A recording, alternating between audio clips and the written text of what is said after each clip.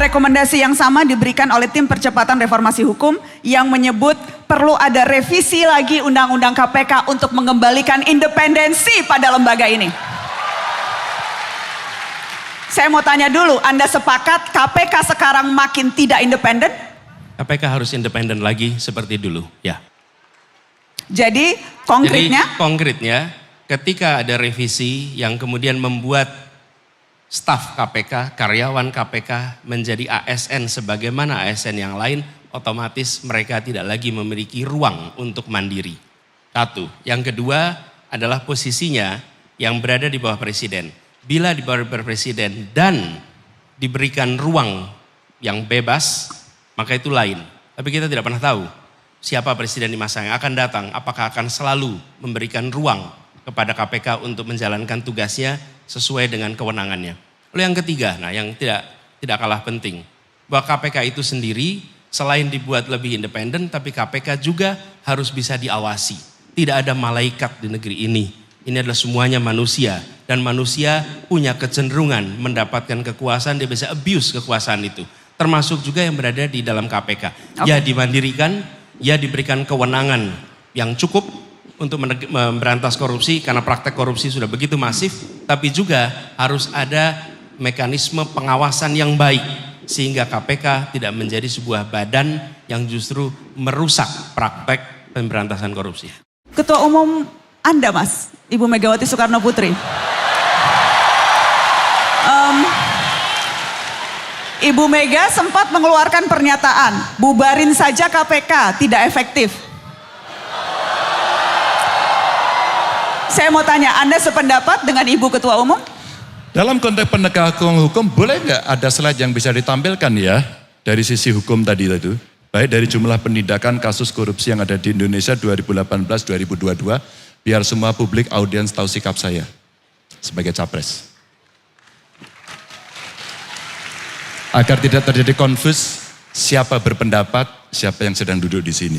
Kita sambil tunggu slide-nya disiapkan, Mas. Silakan. Baik, lalu saya tanya, tantangannya tadi sudah saya sampaikan pada teman-teman ya.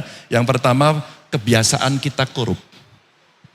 Kerja nyogok, mau dapat proyek nyogok, dan kemudian ketemu seseorang, ketangkap OTT KPK, siapa? Aktor, analis aktor.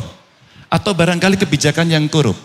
Karena regulasi menguntungkan sebagian dan kemudian itu dijadikan seolah-olah ini untuk kepentingan bersama, tapi yang bermain itu beberapa orang saja. Atau sistem aturan yang korup dari si kelembagaannya. Jangan-jangan memang aturannya kurang bagus. Atau terakhir, ya prakteknya yang tiap hari tertolerir itu sudah biasa kok, nggak apa-apa. Namanya juga orang kuasa, power tends to corrupt. Nggak bisa. Ini tantangannya. Maka saya tuliskan Mbak di dalam solusi ini.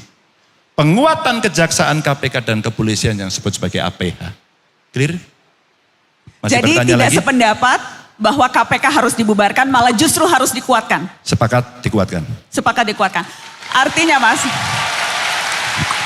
saya mau follow up dengan pertanyaan yang lebih konkret. Silakan. Artinya, apakah ketika nanti Anda menjabat presiden, KPK akan diperkembalikan lagi independensinya, tidak seperti sekarang? Dikuatkan. Revisi, Mas. Revisi apakah kemudian akan dikembalikan? Karena revisi undang-undang KPK dinilai banyak pihak, itulah problem utama kenapa KPK kita sekarang melempem.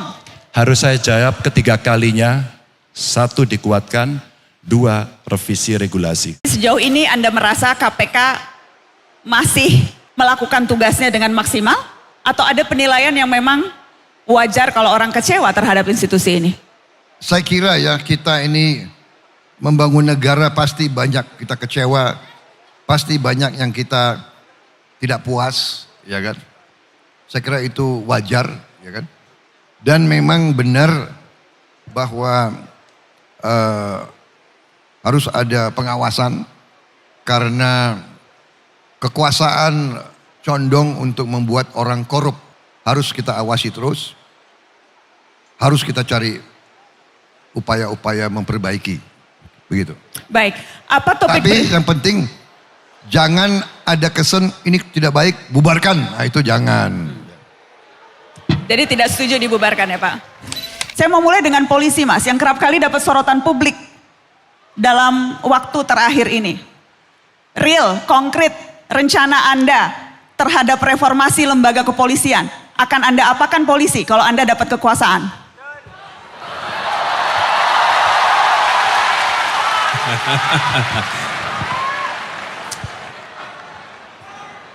Wih, jangan dong, bahaya kalau bubar. Masa bubar? Gini, kita membutuhkan kepolisian yang akuntabel, transparan, bersih. Jadi menurut saya langkah nomor 1 adalah memperbaiki mekanisme akuntabilitas di dalam kepolisian. Semua langkah yang dikerjakan adalah langkah yang bisa dipertanggungjawabkan. Ada transparansi atas semua yang dilakukan. Mengapa? Karena adalah institusi publik. Dan institusi publik itu adalah transparansi. Dari mulai ke aktivitas di tingkat paling bawah, tingkat polsek misalnya, sampai dengan tingkat yang paling atas. Dengan ada transparansi itu, maka akuntabilitas bisa kita laksanakan. Yang kedua, harus ada pengembangan profesionalisme, kompetensi. Ini fakta di lapangan, bahwa banyak sekali saudara-saudara kita yang bertugas di kepolisian tidak mengalami pembekalan yang cukup.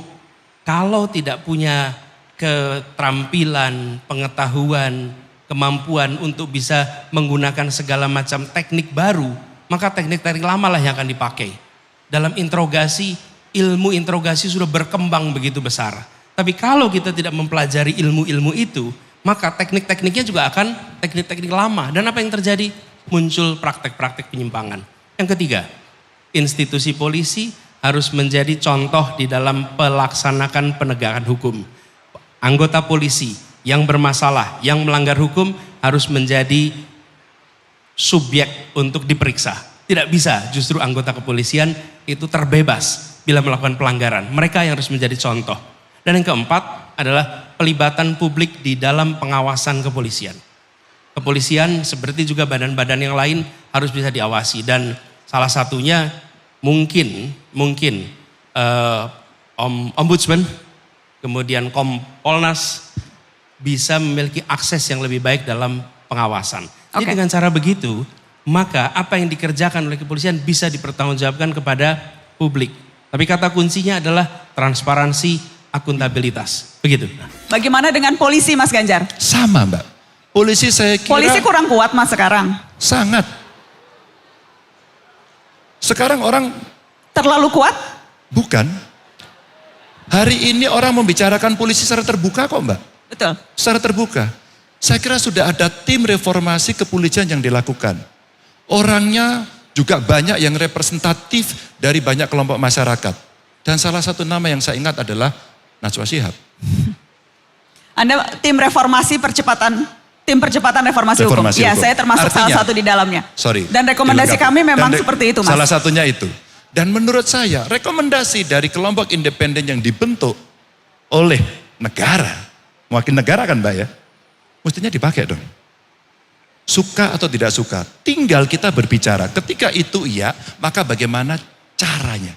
Cara kemudian diberikan kepada publik sebagai bentuk partisipasi dan akuntability.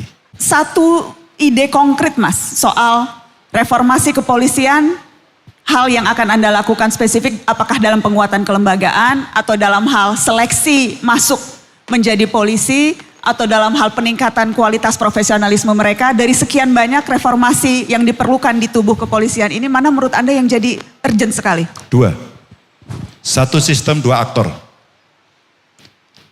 Tidak ada yang tidak pernah mendengar pendekar keadilan yang luar biasa di Kejaksaan, Baharudin Lopa.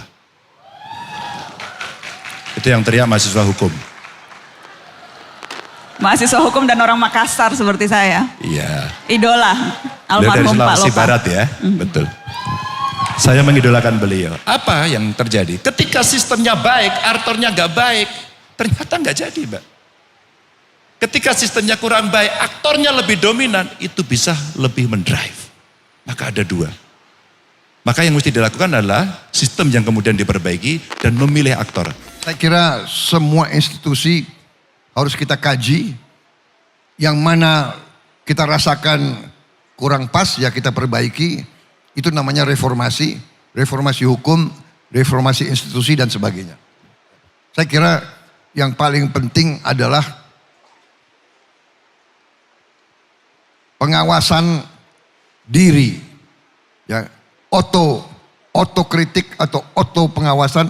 Kita minta semua institusi membenahi diri dan itu harus dikendalikan oleh sistem yang kuat. Dengan sistem audit, dengan BPK yang aktif, dengan BPKP yang aktif, dengan KPK yang aktif, ini membuat jerat. Kalau kita lihat kepolisian sekarang, kita lihat beberapa jenderal-jenderal pun dihukum. Jenderal-jenderal yang seolah berkuasa bisa dihukum.